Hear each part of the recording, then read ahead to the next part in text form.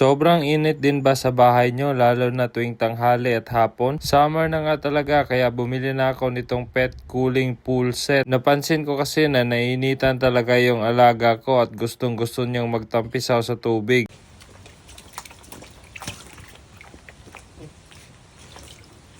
160 by 30 centimeters tong pinili ko. Meaning yung radius niya is 160 centimeters at 30 centimeters naman yung lalim niya.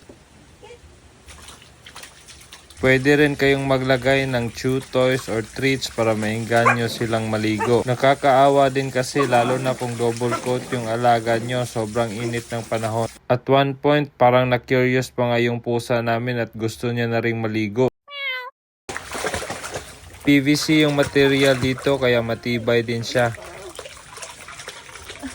Minsan kasi kinakagat or tinatamaan ng kuko nila kaya importante na matibay siya. May drain plug din ito para mas madaling tanggalin yung tubig at linisan pagkatapos. Kaya kung may pets kayo dyan na naiinitan, ilalagay ko lang ang link dito sa baba.